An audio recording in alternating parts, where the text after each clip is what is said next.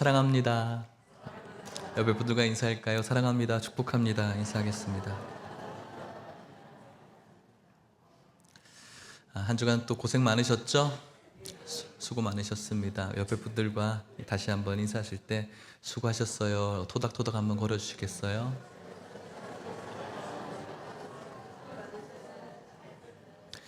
참 우리는 위로가 필요한 족속들입니다. 네, 그죠? 정말 고생하셨고 그 가운데 이렇게 주님의 전에 나와서 예배 드리는 여러분들의 그 예배를 하나님께서 기뻐 받으실 줄 믿습니다. 지난주 혹시 유초등부에 어떤 그런 행사를 했는지 아세요? 달란트 잔치를 했어요. 그래서 저는 달란트 잔치 참 기대를 많이 했거든요. 우리 교회에서 굉장히 오랜만에 하는 달란트 잔치라서 아이들이 어떻게 행복해하고 있을까 기대를 많이 했는데 제가 그 시간에 다른 교회 이렇게 임시당회장 사역하느라고 그 시간을 잊지를 못했어요. 특별히 제 딸도 유초등부에 있는데 평균 이상의 달란트를 이렇게 보유했다고 하더라고요. 그래서 좀 얻어먹을 그런 마음으로 정말 기대가 있었는데 그 시간을 갖지를 못했어요. 그래서 이제 예배를 지난주 다 끝나고 이제 같이 우리 그 둘째 딸과 집으로 가는데 차 안에서 아빠 거 뭐 산 거 있어? 이렇게 물어봤어요. 그러니까 산 게 있대요. 그래서 그래 고마워. 그래서 뭐 샀어? 하니까는 양말을 샀다는 거예요. 그래서 그래 양말 얼마짜리야? 그러니까 1달란트라고 하더라고요. 그래서 이거 선생님이 원래는 하나에 1달란트인데 남았다고 떠리로 3개 가져가래. 그래서 그쯤에 제가 궁금해졌어요. 엄마 거도 샀어? 이렇게 샀대요. 그래서 그래 뭐 샀어? 가방을 샀대요. 그래서 그래 설마 비싼 건 아니겠지 싶어서 얼마짜리야? 그러니까 50달란트라고 제 마음이 좀 긁혔어요. 그것 때문에 좀 마음이 좀 싫더라고요. 그래도 우리 딸을 참 사랑해요. 사랑하고 너무 귀한 딸이라고 생각을 합니다. 지난 한 주간 여러분들이 가지고 있는 많은 좋은 달란트 중에서 아마도 하나님께는 1달란트 드리고 여러분들의 삶을 위해서 50달란트를 마구 쓰면서 살아오셨을 것이라고 판단해 생각해 봅니다. 그럼에도 불구하고 하나님께서는 여러분들을 사랑하시는 줄 믿으시길 축복합니다. 여전히 모자람이 많고 어리석고 또 하나님 마음에 퍽 들지 않는 내 인생에 늘 50달란트를 내 기쁨을 위해서 쏟아붓는 우리지만 하나님께는 1달란트밖에 못 드리는 그런 어리석은 존재이지만 그래도 내 것이기 때문에 사랑하시는 하나님의 사랑이 오늘 여러분들에게 있음을 기억하시고 감사하시기를 축복합니다. 오늘 말씀의 제목은 잔이라라는 제목입니다. 참 은혜가 되어지죠. 잔다. 이 시간에는 자지 말았으면 좋겠어요. 이 세상에서 수많은 기적들이 있는데 어떤 기적이 참 가장 위대한 기적일까 생각해 봅니다. 우리가 배워서 또 봐서 알듯이 세계 7대 불가사의라고 하는 여러 가지의 건축물을 보면서 와 정말 놀라운 일이다, 기적이다. 또 제가 저번에 세상에 이런 일이 뭐 이런 거 좋아한다고 했는데 그런 것들을 보면서 와 정말 놀랍다라고 생각할 수도 있겠습니다.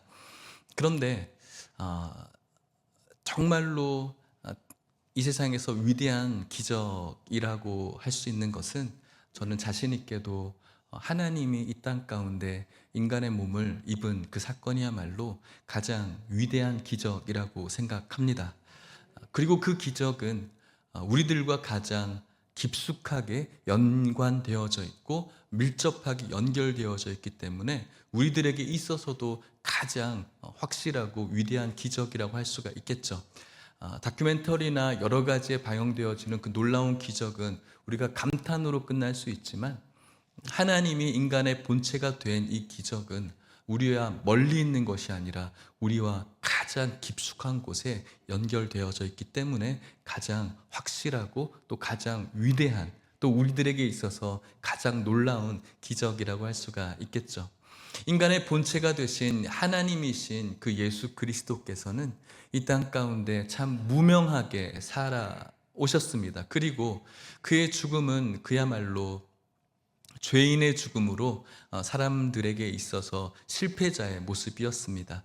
예수님을 십자가에 죽이는 것, 그것은 어쩌면은 사단의 입장에서 봤을 때는 사단의 승리이고 하나님의 실패였을 것입니다. 그래서 그렇게 몰아갔겠죠. 하지만 예수님의 그 죽으심은 휘장을 찢어버리는, 온 땅을 진동을 일으키는, 그것으로 인하여서 하나님과 인간을 화목해 하시는, 인간의 지성으로도 또 그 사단의 꾀로도 이해할 수 없었던, 그리고 생각해낼 수 없었던 하나님의 방법이었고 하나님의 크신 지혜였습니다. 결국은 사단은 실패했고 하나님이 승리한 영광스러운 그런 기적이었죠. 그 십자가의 죽으심을 바라보는 인간의 눈빛은, 사단은 분명히 실패했지만 인간들의 판단은 여전히 실패자였습니다. 왜냐하면 예수님은 분명히 죄인의 죽음을 당하셨고, 예수님을 따라다니던 제자들과 추종하던 자들마저도 이것은 우리들은 실패했어 라는 그 패배감으로 다 흩어졌기 때문에 그런 것이죠. 인간의 이 연약한 눈으로 봤을 때는 분명히 실패였습니다. 제자들이 꼭 그렇게 살았거든요. 예수님께서 십자가에 잡히시던 그날 밤에 흩어졌고, 그리고 그분의 죽으심이 있었고 부활의 소식이 들려왔지만 그들은 그것에 대해서 커다란 기쁨보다는 늘 불안에 떨면서 살았습니다. 왜냐하면 여전히 현실은, 그들은 뭔가 위축된 삶이었고, 예수님의 제자라는 그 사실은 그들이 어쩌면은 죽음을 당해야 되는 이유였기 때문에 그랬습니다. 지지난주 우리가 요한복음의 말씀을 읽었죠. 요한복음에는 이렇게 그들을 표현합니다. 그들의 마음의 상태를. 요한복음 20장 19절 말씀 같이 읽어봅시다. 시작. 이날 곧 안식 후 첫날 저녁 때에 제자들이 유대인들을 두려워하여 모인 곳에 문들을 닫았더니 예수께서 오사 가운데 서서 이르시되 너희에게 평강이 있을지어다. 아멘. 제자들이 유대인들을 두려워했습니다. 두려워해서 모였는데 너무나 두려우니까 모인 곳에 문들을 다 닫아버린 거예요. 문들이라고 이야기하고 있죠. 하나만 닫은 게 아니라 문이란 문은 다 닫은 거예요. 그들이 모여있다는 것을 들키고 싶지 않았었죠. 두려웠어요. 불안했어요. 그렇게 닫혀져 있는, 물리적으로 닫혀져 있는 모든 문들을 초월해서 예수님께서 그 자리에 나타나셨어요. 그리고 그 불안에 떨고 있는 그들에게 가장 필요했던 그 말씀, 평안하기를 바란다. 평안 있을지어라고 말씀하시죠. 오늘날 현대인들에게 주어져 있는 많은 소유물들이 있습니다. 그 소유는 우리들을 참 행복하게 만들고 우리를 든든하게 만드는 것 같습니다. 하지만 풍요 속의 빈곤이라고, 우리가 많은 것들을 취하고 있음에도 불구하고 여전히 우리는 평안에 대해서 빈곤한 삶을 현대인들이 많이 살아가는 것 같습니다. 다른 사람들과 비교해서 얻게 되어지는 여러 가지의 비교 의식 속에 우리는 늘 모자라고 그것이 없어서 불안하죠. 그런 우리들은 철저하게 외부의 문을 닫고 우리 속에서 불안에 떨면서 살아가는 것은 현대인의 초상화라고 생각합니다.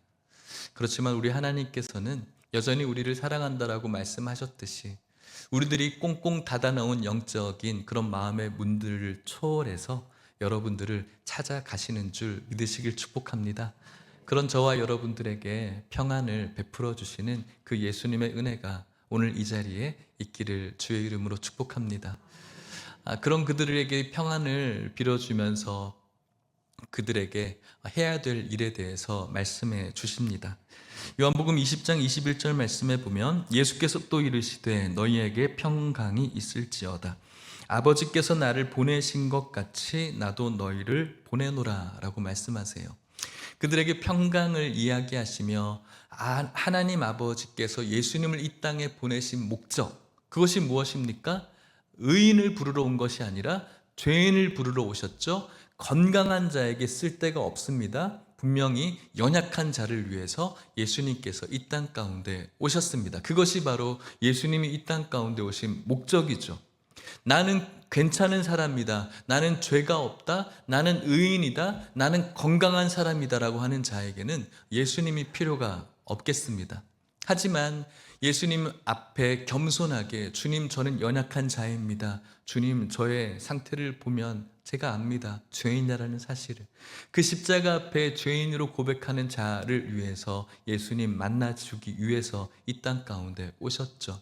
그 일을 예수님께서 제자들에게 맡기신 겁니다. 그리고 오늘 우리들에게 맡기신 것이죠. 그렇게 주님께서는 그것을 맡겼을 때 제자들에게는 지금 현실은 변한 것은 아무것도 없고, 우리들은 여전히 힘이 없고 여전히 두렵고, 예수님께서 계셨을 때 사람들이 추앙하던 눈빛은 이제는 우리를 죽이려고 하는 적대감의 눈빛으로 바뀌었는데 우리가 도대체 무엇을 할 수 있을까?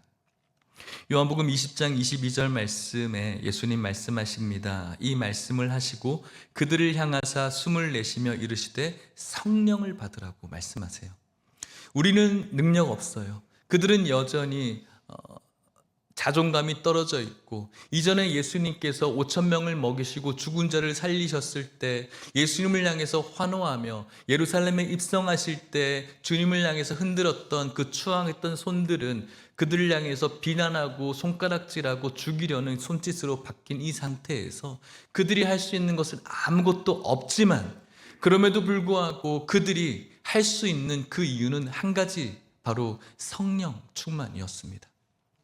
오늘 이 땅 가운데 우리들에게도 필요한 것이죠. 우리들에게는 없는 것, 우리들에게 무능력, 또 우리들이 가지고 있는 실력으로 주님께서 원하시는 삶을 살아갈 수 없지만, 주님께서 말씀하시는 것처럼 성령을 받으면 우리는 할 수 있다는 사실을 기억하십시오. 우리는 분명히 이 사명을 충실하게 이행해야 됩니다. 몇몇 앞에 선자들 혹은 목회자들, 선교사들에게 주어진 것이 아닙니다. 열정적인 몇 명의 리더에게 주어진 것이 아니라 예수님을 구주로 고백한 자들, 바로 성령 받은 자에게 주어진 모두에게 있는 사명인 것이죠. 예수님께서 그 후에 23절에 이렇게 말씀하세요. 너희가 누구의 죄든지 사하면 사하여질 것이요 누구의 죄든지 그대로 두면 그대로 있으리라 하시니라. 그대로 두면 그대로 있는 거예요. 어떤 사람들은 이야기하죠. 예정론을 막 다루면서 다 구원받을 사람들은 구원받을 건데 우리가 꼭 전도할 필요가 있나요? 라고 이야기를 하지만 예수님께서는 누구의 죄든지 그대로 두면 그대로 있는 거예요.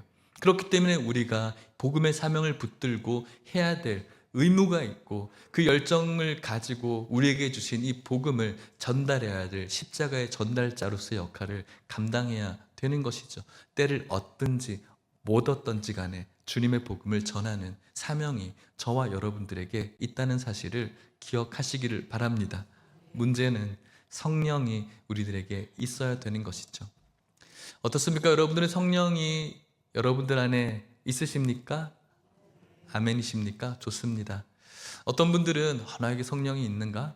성령은 좀 뭔가 드러나는 뭔가가 있어야 되는데, 나는 방언도 못하는데, 나는 병도 못 고치는데, 예언도 못하는데, 통변도 못하는데, 이런 성령의 은사가 있느냐, 그 유무에 따라서 내가 성령 받았는가를 판단하는 것 같습니다. 아닙니다, 여러분. 성령은 우리에게 예수를 주라 시인하게 하시는 분이십니다. 여러분들에게 예수를 주라 시인하는 고백이 있다면 오늘 우리들에게 성령이 있다는 사실을 기억했으면 좋겠습니다. 어떤 보여지는 외적인 은사, 물론 그것도 성령이 주시는 소중한 열매이지만 가장 중요한 성령의 역할은 예수를 주라고 시인하는, 꼭 이 시간에 뭔가 벨이 울리는 것 같아요. 늘 오실 때 한번 조정을 해주시면 좋을 것 같습니다. 오늘만 봐드리겠습니다. 늘 봐드릴게요. 어디까지 했죠? 예수를 주라고 시인하는 그 능력이 성령으로부터 시작된다는 사실을 믿으시길 바랍니다. 그래서 방언하는 것이 꼭 구원의 징표인 것처럼 이야기하는 것은 잘못된 거예요. 우리들에게 예수를 주라 시인하는 그 고백, 이것은 배워서 되는 일이 아니죠. 그렇다고 해서 못 배워서 되는 일도 아니에요. 똑똑하다고 되는 일도 아니고요. 덜 똑똑하다고 이것이 믿어지는 것이 아니에요. 우리에게 성령이 임했을 때 그 성령은 2000년 전에 죄인으로 죽어간 그 죄인의 죽음을 나의 하나님의 죽음으로 고백할 수 있는 그런 능력을 주신다는 사실을 믿으시기를 축복합니다. 그래서 오늘 여러분들이 그 예수를 나의 주로 고백할 수 있다면 분명히 우리는 성령 받은 자임을 기억하시기를 축복합니다. 그 성령은 우리들에게 그리고 제자들에게 또 이런 능력을 주는데, 사도행전 1장 8절 말씀입니다. 같이 잘하는 말씀이니까 읽어볼까요? 시작. 오직 성령이 너희에게 임하시면 너희가 권능을 받고 예루살렘과 온 유대와 사마리아와 땅끝까지 이르러 내 증인이 되리라 하시니라. 아멘. 성령이 임하시면 권능을 받아요. 이 권능은 다이너마이트의 그 어원을 가지고 있어요. 폭발적인 것이죠. 이 권능은 이 세상에서 우리가 뭔가 힘있게 살아가는 그 능력을 포함할 수 있겠지만, 가장 궁극적인 것은 예루살렘과 온 유대와 사마리아와 땅끝까지 이르러 예수님이 주입니다라고 고백할 수 있고 증거할 수 있는 능력을 주는 거예요.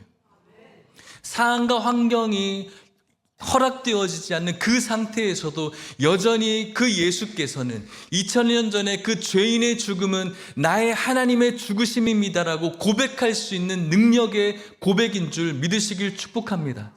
그리고 그분께서는 죽으셨지만 부활하셨습니다. 부활하셨고 하나님 나라에 오르셨습니다. 그 이유는 우리의 거처를 예비하기 위함입니다. 그리고 그 주님께서는 이 땅 가운데 반드시 오실 것입니다라고 고백할 수 있는 그 권능임을 믿으시기를 축복합니다. 그렇게 성령이 임하기를 제자들이 그리고 주님의 백성들이 기다립니다. 기도에 힘쓰면서 기다리죠. 언제일지는 모르겠지만 분명히 오신다라고 약속하셨으니 그 약속 붙들고 기다리는 것이죠. 오늘도 우리는 주님께서 다시 오실 그 약속을 붙들고 기다리고 사는 것 아니겠습니까? 주님의 약속은 언제나 신실하게 응답되어졌어요.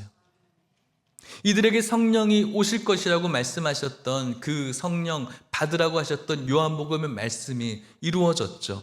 사도행전 2장 1절 말씀 아닙니까? 오순절 날이 이미 이르매 그들이 다 같이 한 곳에 모였더니 호련히 하늘로부터 급하고 강한 바람 같은 소리가 있어 그들이 앉은 온 집에 가득하며 마치 불의 혀처럼 갈라지는 것들이 그들에게 보여 각 사람 위에 하나씩 임하여 있더니. 같이 읽을까요? 그들이 다 성령의 충만함을 받고 성령이 말하게 하심을 따라 다른 언어들로 말하기를 시작하니라. 아멘.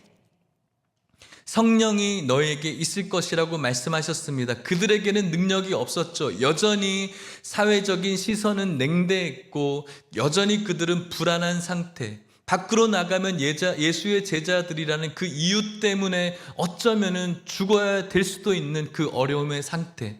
하지만 오순절 다락방에 성령이 불같이 임했습니다. 그들의 마음은 뜨거워졌습니다. 성령이 충만하여졌죠. 그리고 그렇게 두려웠던 그들의 마음이 담대함으로 변했죠. 닫아두었던 모든 문들이 완전히 열려졌고 밖으로 나아가 성령께서 시키는 대로 말하기 시작합니다. 놀라운 일이 벌어졌죠. 여전히 현실은 똑같습니다. 아무것도 변한 것이 없습니다. 성령이 임했다고 사람들의 시선이 호의적으로 변한 것은 아니에요. 여전히 그들은 예수님에 대해서 냉대했고 여전히 그들은 예수님이 잘 죽었다라고 생각했어요. 하지만 변했죠. 누가 변했습니까? 예수님의 제자들이 변했죠.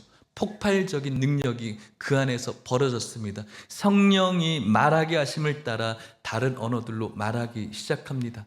그리고 예수가 주라고 고백하기 시작하죠. 억눌려 있었죠. 예수를 주라고 고백하는 것이 부끄러웠죠.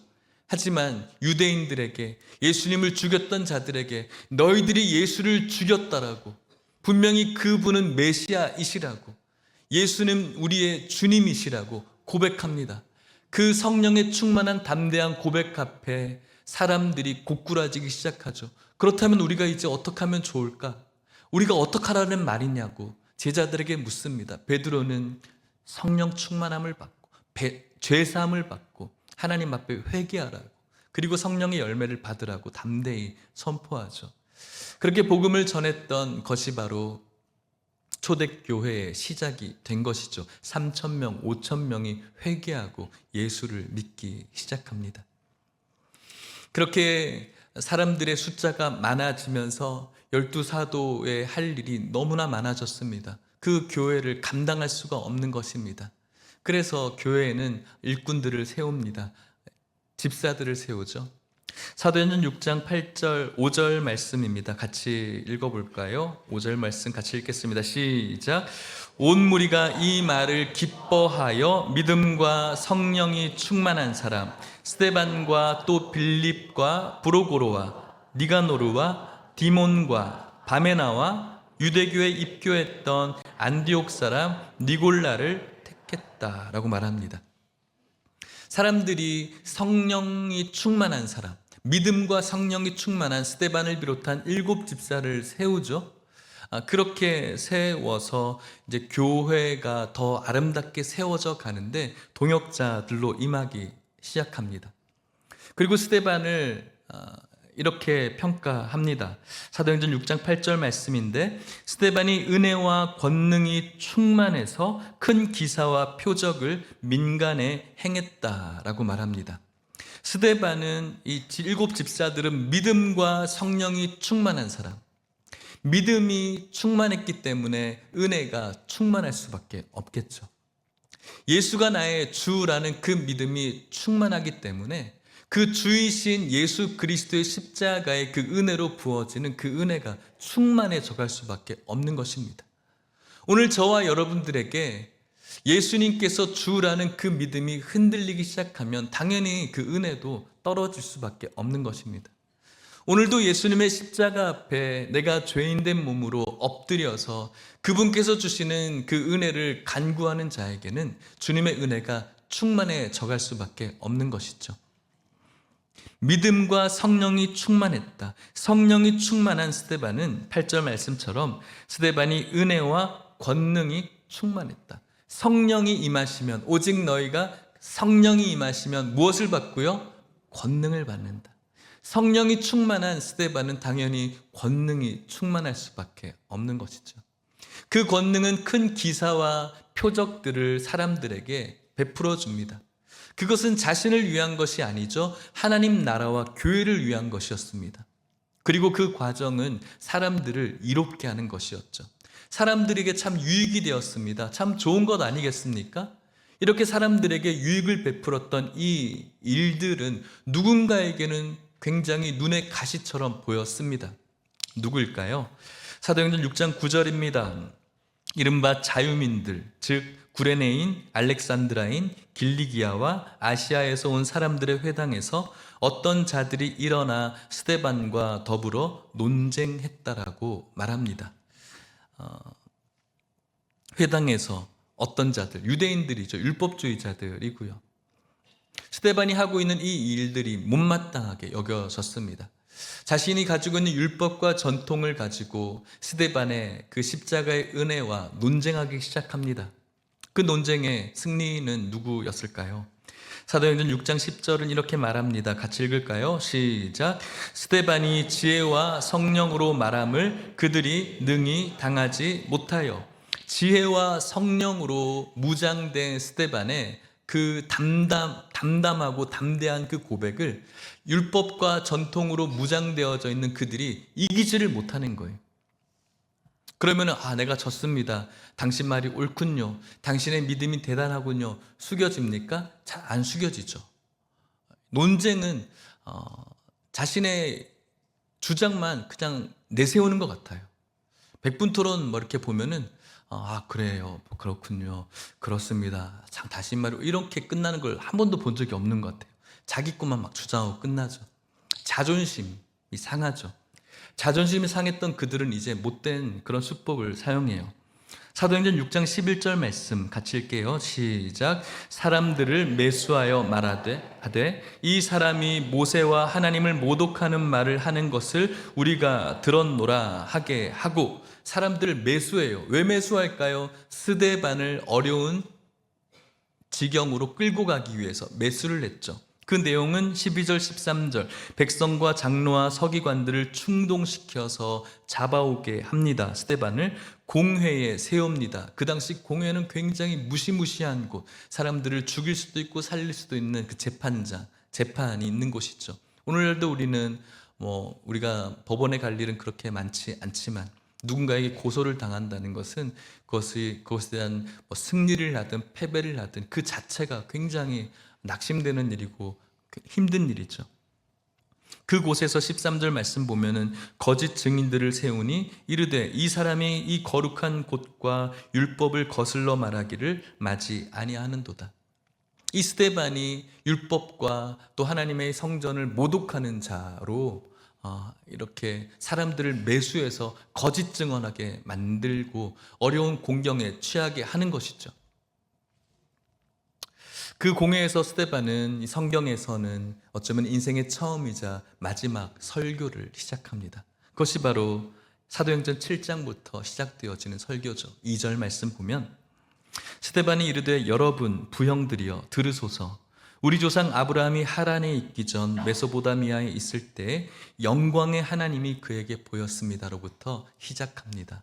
아브라함으로부터 그곳에 공회에 있는 모든 사람들이 알고 있는 그 구약의 그 능통함을 가지고 있는 그들이 이해할 만한 그 말씀으로 설교하죠.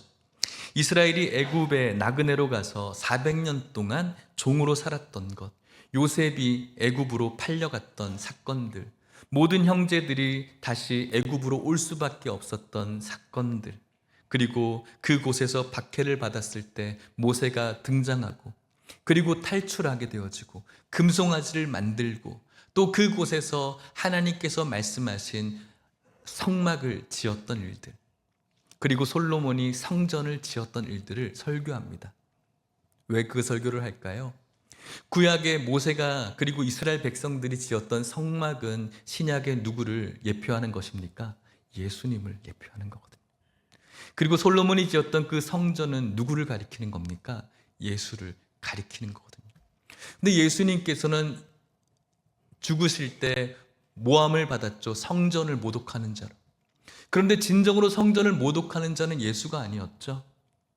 그 진정한 성전이신 예수를 십자가에 못 박았던 자들이 성전을 무너뜨린 자였고 성전을 모독한 자들이었죠. 그 이야기를 스데반이 설교한 거예요. 그래서 스데반은 그들을 질책합니다. 사도행전 7장 52절 말씀에 같이 읽습니다. 시작. 너희 조상들이 선지자들 중에 누구를 박해하지 아니하였느냐? 의인이 오시리라 예고한 자들을 그들이 죽였고 이제 너희는 그 의인을 잡아준 자요 살인한 자가 되나니. 너희들이 성전을 무너뜨렸다는 거예요. 예수님이 성전을 무너뜨린 것이 아니라, 예수님이 성전을 모독한 것이 아니라 진정한 성막 되시고 진정한 성전 되시는 예수 그리스도를 너희들이 로마에게 잡아 주었고 진정한 성전이신 예수 그리스도를 십자가에 못 박음으로 인하여서 성전을 무너뜨렸던 그 무너지게 한 자가 바로 너희들이라는 것이죠. 진짜 성전을 무너뜨리게 한 자는 예수가 아니라 너희들이었다는 거예요. 그 말 들었던 그들의 반응이 무엇일까요? 사도행전 7장 54절 말씀 같이 읽습니다. 시작. 그들이 이 말을 듣고 마음에 찔려 그를 향하여 이를 갈거늘. 이 말을 들었어요. 내 마음에 찔림이 있었어요. 1차적인 반응이었어요. 저는 이 마음이 너무 좋은 마음이라고 생각해요. 찔리는 마음. 우리들에게도 필요한 마음이에요. 우리는 하나님의 말씀을 들으면 찔림이 있어야 되는 거예요. 하나님의 말씀을 들을 때 찔림이 없다면 죄송하지만 그것은 어쩌면 우리들에게 문제가 생긴 거예요. 물론 우리가 함께 말씀을 보면서 말씀이 선포되어질 때 우리의 마음에 위로도 있을 수 있고 감동도 있을 수도 있겠습니다. 하지만 분명히 도전이 되어지고 찔려야 될 그 말씀에 전혀 우리들의 마음에 찔림이 없다면 우리들에게는 뭔가 문제가 생긴 거예요. 그래서 말씀을 통해서 우리에게 하나님이 찔리는 마음을 주셨다면 그것은 우리가 죄가 많아서 우리를 코너로 몰아넣고 원투 스트레이트를 때리려고 하시는 하나님의 그 어떤 폭행과 같은 그런 것들이 너무 싫은 그런 현상이 아니라 하나님께서 우리들에게 은혜를 주시려고 하는 시작이기 때문에 우리는 감사할 수 있어야 되고 그 찔림에 우리의 마음을 내어놓을 수가 있어야 되는 거예요. 그런데 그 찔림이 없이 이 말씀은 그래 나는 뭐 괜찮지. 저 사람이 들어야 돼. 그래 저 사람이야. 저 권사님이야. 저 오늘 권사님 안 나왔네. 오늘 저 말씀 꼭 들어야 되는데. 아니요. 내 마음에 찔림이 있어야 돼. 말씀이 선포되어질 때 나에게 주시는 말씀처럼 들릴 때도 있어요. 그런데 왜 저 설교를 나들으라고 하는 건가? 왜 저 설교를 해서 내 마음을 힘들게 하지? 그것은 우리들이 은혜를 막아버리는 것과 마찬가지죠. 어떤 분은 그 말씀을 듣고 난 다음에 저에게 주신 말씀 같아서 많이 찔렸고 감사했어요 라고 고백하는 분들이 있어요. 똑같은 말씀을 듣는데 왜 저런 말씀을 해서 내 마음을 힘들게 하지?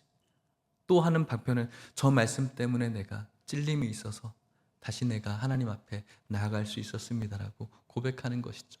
누구에게 은혜가 있을까요? 그런데 이 사람들은 은혜가 없는 반응을 한 거예요. 찔림은 있었는데 그들의 반응이 뭐였죠? 이를 갈았다는 거예요. 찔림이 있었다면 그래 우리가 죽였구나 라고 베드로가 설교했을 때 너희들이 죽였다, 너희들이 십자가에 못 박았다는 설교를 들었던 3,000명 5,000명의 그 유대인들이 그렇다면 이제 우리가 어떻게 해야 되지? 우리가 죽였네. 그 찔림으로 이렇게 물어왔을 때는 그들에게 죄사함의 은혜와 성령의 축복이 있었는데 이들에게는 이를 갈았다가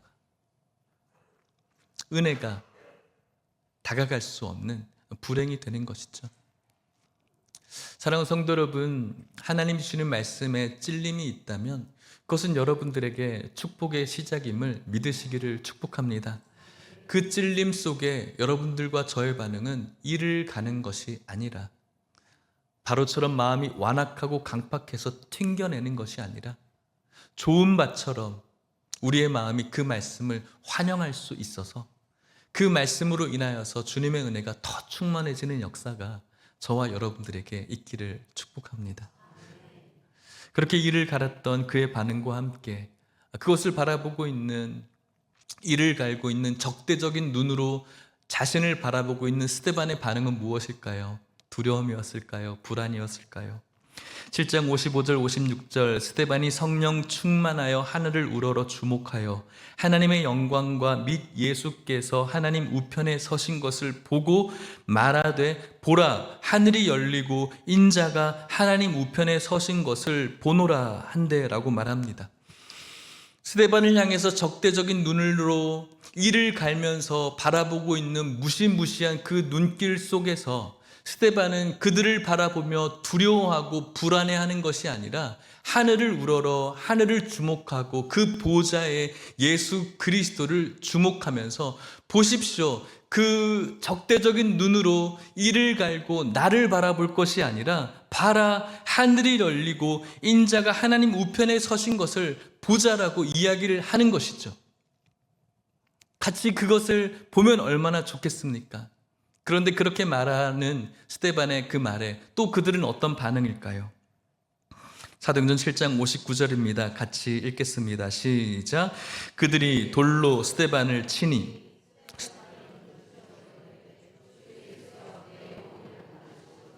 아멘.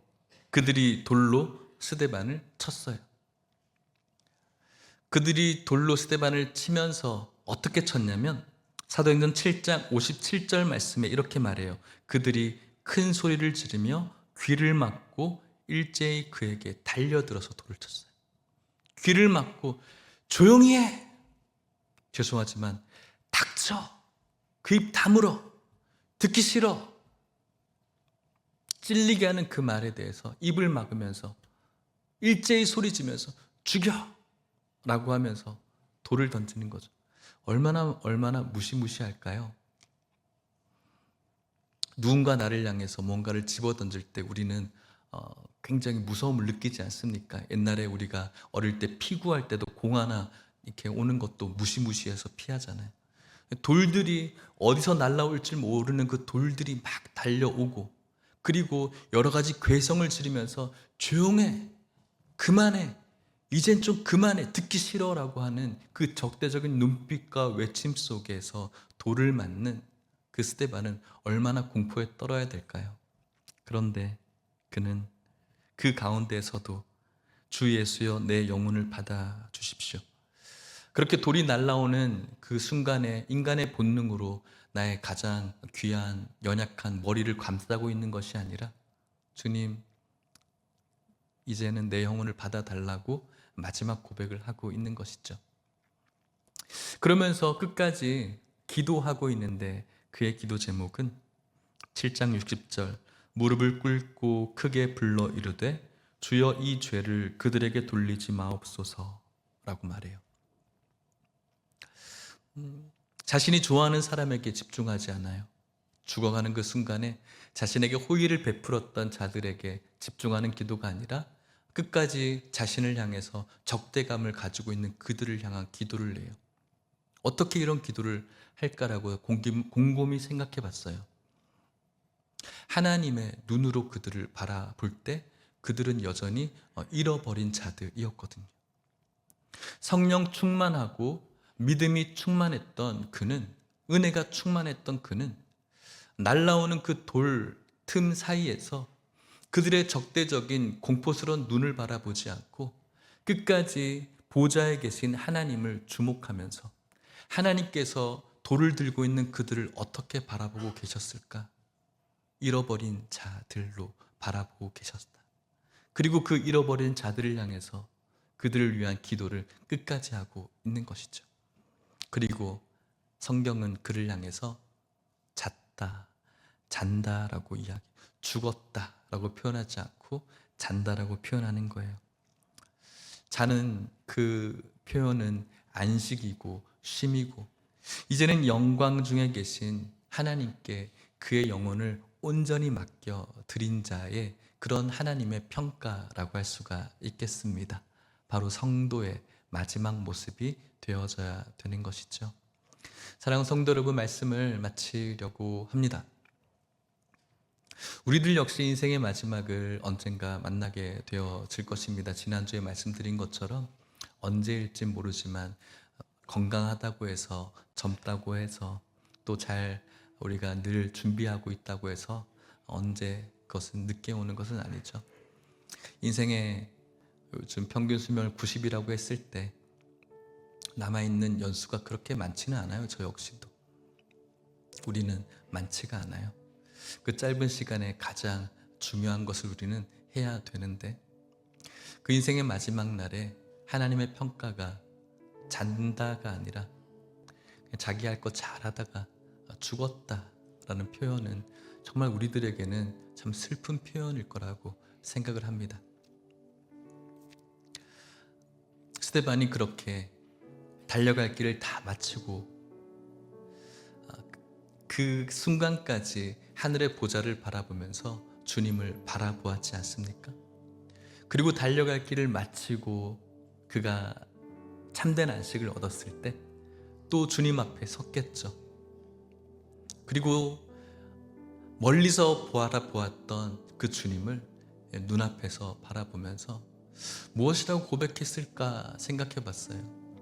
주님, 저 세상에 살면서 집사로 정말 열심히 일했고 이것저것 하나님의 말씀을 전하고 복음 증거하고 그것으로 인해서 교회도 부흥하고 이렇게 열심히 살다 왔어요. 이런 고백 저는 아닐 거라고 생각해요. 주님, 다 주님께서 인도해 주셨습니다. 저에겐 아무 공로 없고 생각해 보니까 다 주님의 은혜였습니다 라고 저는 고백했을 거라고 생각이 합니다. 저는 이것이 오늘 우리들의 앞으로의 고백이어야 된다라고 생각합니다. 이렇게 여러분들이 하십시오가 아니라 우리는 앞으로 이 고백이어야 된다라고 생각합니다. 끝까지 주님 부르시는 날까지 주님께 주신 많은 달란트 중에 깨닫지 못하고 끝까지 그 많은 50달란트를 내 삶을 위해서만 쓰다가 훗날 주님 앞에 서는 것은 저는 참 부끄러운 일이라고 생각을 해요. 그리고 주님 앞에 섰을 때 주님, 저 목사로 살면서 나름대로 참 성도님들한테 잘하고 이렇게 왔어요. 이 말보다는 주님, 저 장로로 세워져서요, 와, 교회에서 얼마나 열심히 일했는지 몰라요. 그 말보다는 주님, 저 권사대에서 교회를 위해서 얼마나 기도 열심히 했는지 몰라요. 이 말보다는 주님, 저 교회 다니면서 이렇게 일주일에 한 번씩 교회 잘 다녔어요. 이 말보다는 주님, 달려갈 길 마치고 돌아보니까 제가 한 일이 아무것도 없네요. 다 주님의 은혜였습니다. 그렇게 고백할 수 있는 자는 분명히 주님께서 잔이라라고 표현해 주는 그 자일 거라고 생각합니다. 오늘 저와 여러분들이 세상에서 던지는 유무형의 그 돌들, 세상의 가치관으로, 세상의 말들로, 세상의 풍조로 던지는 시끄러, 이제 좀 조용히 해, 너희가 하고 있는 것 잘하는 것 아니야 라고 외치는 그 수많은 돌들 사이 속에서 여전히 하나님을 바라보면서 끝까지 잃어버린 자들을 향해서 저들의 영혼을 위해서 기도하는 우리들은 주님을 만나게 되어질 때 주님의 은혜였습니다라고 고백하는 잔이라라고 말씀하시는 주님의 평가를 들을 줄 믿습니다. 이곳에 있는 모든 성도님들이 훗날 그런 고백하시는 성도님들 되시기를 주의 이름으로 축복합니다. 찬양합시다.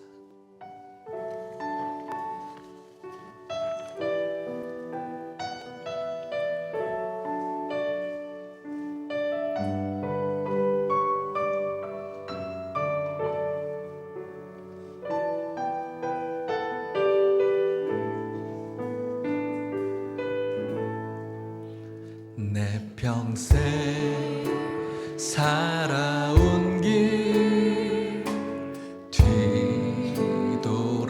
뒤돌아보니 짧은 내 인생길 오직 주의 은혜라. 내 평생 살아온 길 뒤돌아보니 짧은 내 인생길 오직 주의 은혜라. 주의 은혜라, 주의 은혜라. 내 평생 살아온 길 주의 은혜라, 주의 은혜라. 다함이 없는 사랑 달려갈 길 모두 마친 후 주 얼굴 볼 때 나는 공로 전혀 없도다. 오직 주의 은혜라, 주의 은혜라, 주의 은혜라. 내 평생 살아온 길 주의 은혜라, 주의 은혜라. 다함이 없는 사랑 달려갈 길 모두 주님의 얼굴 날 있겠죠. 주 얼굴 볼 나는 공로 전혀 없도다. 오직 주의 이제 지금까지 지내온 것 주의 크신 은혜라.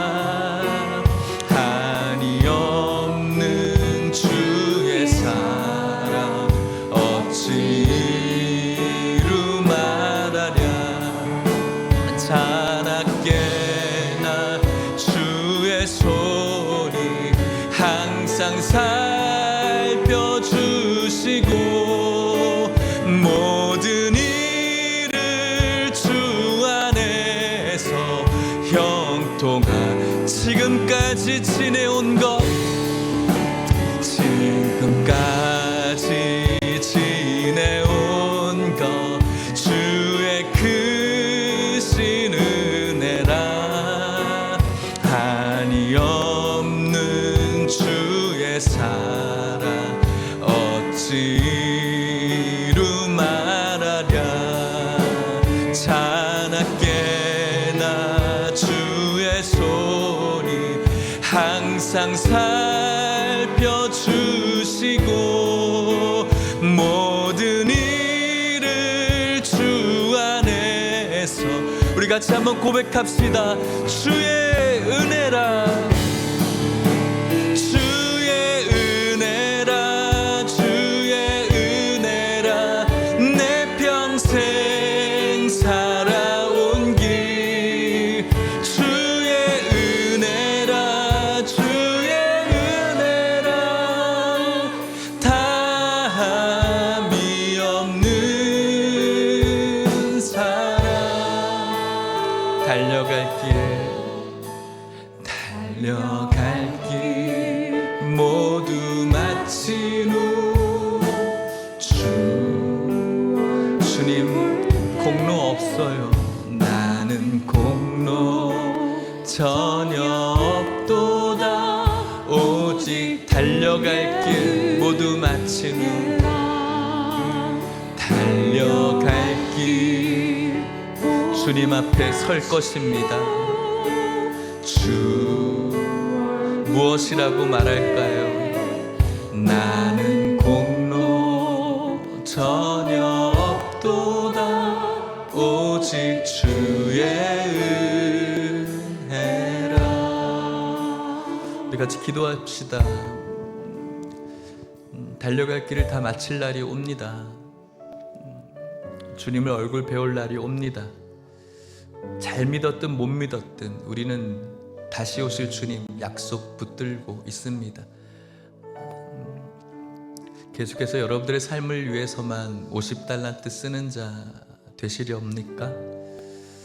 그리고 주님 앞에 섰을 때 한다는 말이 저 나름대로 열심히 살아왔는데요, 주님의 인정을 받으려고 이것저것 긁어모으는 그런 고백하시겠습니까? 저는 그것은 참 부끄러운 고백이 될 것이라고 생각합니다. 스데반이 성령 충만하고 믿음 충만하고 은혜 충만해서 날라오는 그 돌 틈바구니 속에서도 주님의 보좌를 바라봤던 그의 그 초점은 이제는 가까이서 뵙기를 바라는 주님을 만나는 초점으로 변경되어지고, 주님 저는 아무 공로 없고 돌아보니까 다 주님의 은혜였네요 라고 고백했을 거라고 확신합니다. 그런 자가 충분히 잔이라라는 영혼의 안식의 평가를 받을 거라고 생각합니다. 내 삶을 위해서 50달란트를 주저없이 쓰면서 하나님의 말씀과는 은혜와는 전혀 상관없이 살아간다면 그것은 그냥 단순히 죽는 것입니다. 오늘 여러분들에게 잔이라라고 표현되어지는 주님의 칭찬이 있기를 소망하고, 그 삶을 위해서 기도하고 훗날 주님을 달려갈 길 마치고 만날 때 주님 저에게 공로 없어요, 다 주님의 은혜였습니다, 이 고백할 수 있는 우리의 신앙이 되기를 기도했으면 좋겠습니다. 기도하시겠습니다. 하나님 아버지 감사합니다. 오늘 주님께서 말씀하여 주시니 감사합니다. 스데반이 성령 충만하고 믿음 충만하고 은혜 충만했습니다. 날아오는 적대감과 살기를 가진 돌 사이에서도 그는 그 돌과 살기에 주목하지 않고 하나님의 나라 예수 그리스도를 바라보았습니다. 하나님 아버지, 오늘 우리는 무엇을 바라보고 있습니까? 하나님 아버지, 오늘도 여전히 내 삶을 위해서 어떻게 하면 행복하게 50달란트를 쓰지 않을까, 그것에 고민하며 살아가진 않습니까? 하나님 아버지, 훗날 달려갈 길을 마치고 주님 뵙는 그날 다 주님의 은혜 없습니다라고, 나는 아무것도 아니었노라고 고백하는 그 고백, 그 믿음 가질 수 있도록 축복하여 주시옵소서.